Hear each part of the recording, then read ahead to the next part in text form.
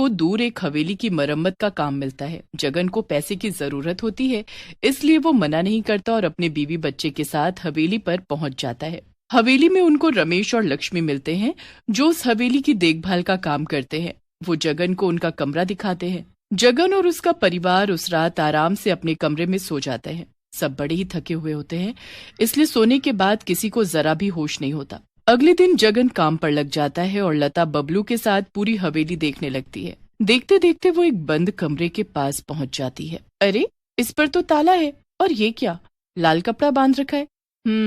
लगता है कोई बड़ा खजाना है इसमें, तभी तो ऐसे बंद किया हुआ है। इसको देखना पड़ेगा।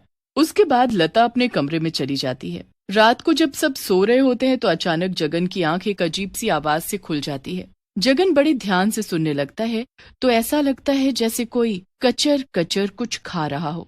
लता, अरे ओ लता, उठो तो जरा।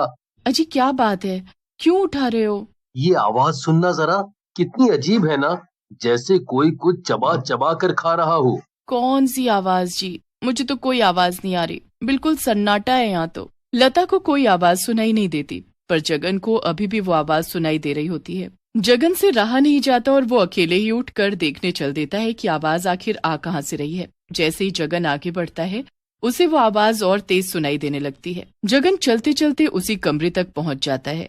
जगन उस कमरे का दरवाजा धीरे से खोलता है तो अंदर से बर्फ जैसी ठंडी हवा का झोंका आता है। जगन एकदम ठंड से कांपने लगता है। कौन है वहाँ? और ये आवाज किस चीज की है? जगन अंदर जाकर देखता है तो अंदर बस जाले, मकड़ियां और धूल ही धूल। जगन थोड़ा आगे बढ़ता है तो उसे कुर्सी के पीछे कोई जानवर की परछाई सी दिखती है। जगन थोड़ा आगे बढ़कर उस परछाई के पास जाता है कि तभी वो परछाई अंधेरे में भागकर गायब हो जाती है। उसके बाद जगन डरता डरता आगे बढ़ता है और उस कुर्सी के पास जाता है। वहां जाकर वो जो देखता है उसके होश उड़ जाते हैं। वहां रमेश का आधा खाया शरीर पड़ा होता है। जगन इतनी बुरी तरह डर जाता है कि ना तो उसके गले से आवाज निकलती है और ना ही उसका शरीर अपनी जगह से हिल पाता है। बड़ी मुश्किलों से जगन हिम्मत करता है तो कुछ देर बाद वो खड़ा हो पाता है और वहां से भाग जाता है।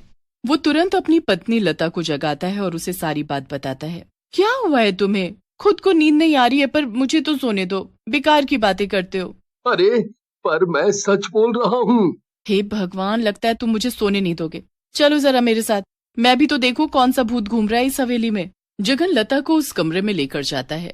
वहां पर रमेश की आधी खाई लाश देखकर लता भी घबरा जाती है। वो दोनों पूरे घर में शोर मचा देते हैं। शोर सुनकर रमेश की पत्नी वहां आ जाती है और अपने पति की ऐसी हालत देख जोर जोर से रोने लगती है। ये आपको क्या हो गया? आप मुझे ऐसे छोड़कर नहीं जा सकते, नहीं जा सकते। शांत हो जाओ लता, खुद को संभालो, खुद को संभालो लता। क्या संभालू? किसने खोला था ये दरवाजा? कौन आया था यहाँ?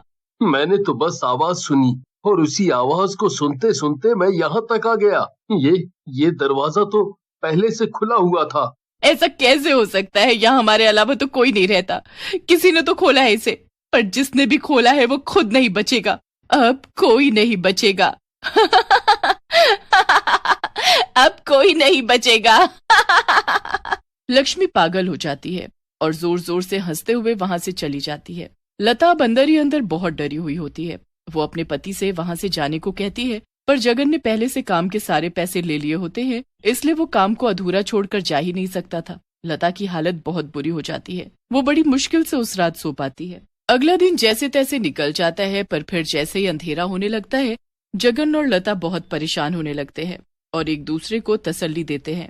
आखिरकार रात हो जाती है और जगन कमरे के सारे खिड़की दरवाजे अच्छे से बंद करके अपने बीवी बच्चे के साथ सो जाता है। पर आधी रात को फिर से वही आवाज जगन की आंख खोल देती है। हे भगवान, फिर से वही आवाज। मैं इस बार नहीं जाऊंगा, पर ऐसे कब तक चलेगा? आखिर वो जो भी है, वो इस बार किसको खा रहा है? मुझे एक बार जाकर देखना चाहिए। एक काम करता हूँ, लता को उठाता हूँ, पर वो वैसे ही बड़ी मुश्किल से सोई है। क्या इसे उठाना सही होगा? नहीं, मैं अकेले ही जाऊंगा।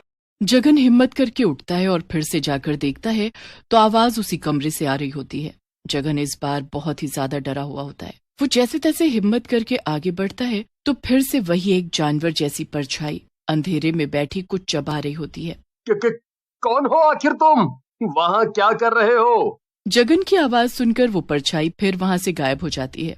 जगन आगे जाकर देखता है तो इस बार वहाँ लक्ष्मी की आधी खाई लाश पड़ी होती है, जिसमें से सारी हड्डियां गायब होती हैं। जगन एक पल भी वहाँ नहीं रुकता और सीधा बाहर भागता है तो वहाँ उसे एक बहुत ही बूढ़ा आदमी दिखता है। बूढ़ा आदमी उसे देख बड़ा हैरान होता है। अरे, तुम यहाँ इस हवेली के बाहर क्या कर रहे हो?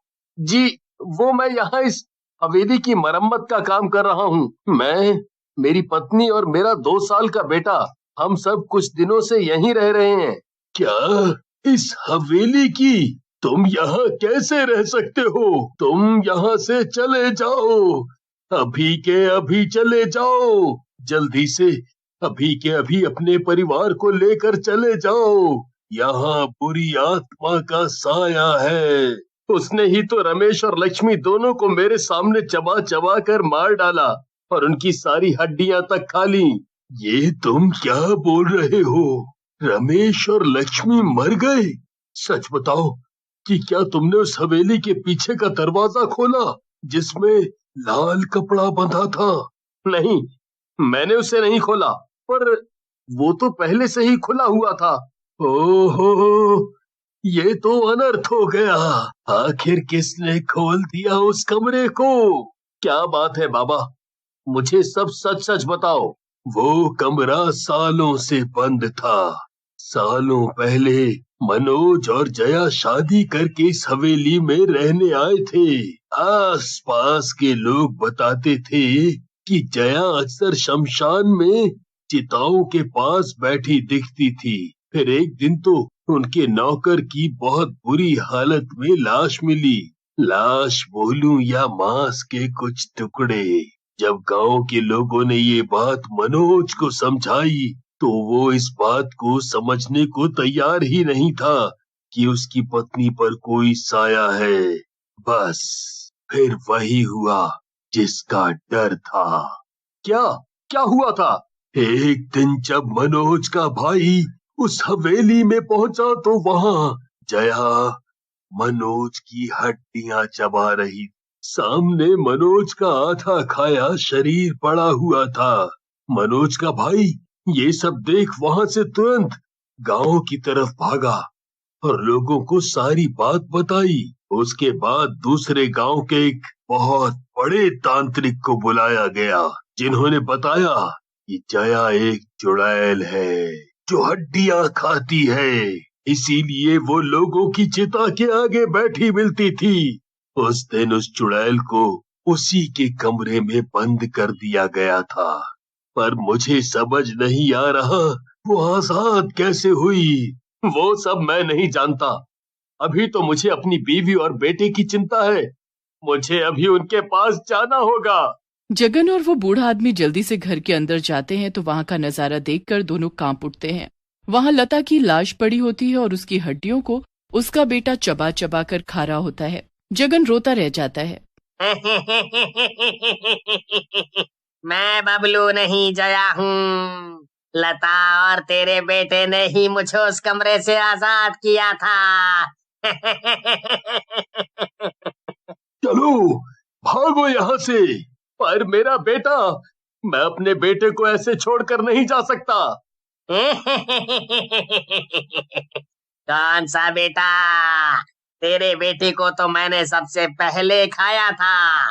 मैंने सबको खा लिया, अब तुम दोनों को खाऊंगी।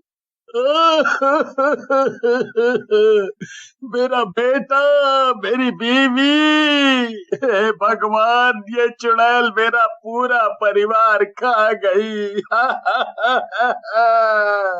और बूढ़ा आदमी उसे जैसे तैसे वहां से खींचकर उसे बचा ले जाता है। उस दिन के बाद जगन अकेला ही अपने गांव में रहने लगता है और उस जंगल की तरफ कोई दोबारा जाने की हिम्मत नहीं करता, क्योंकि जो भी वहां जाता है वहां से बस उसकी हड्डियां ही मिलती हैं।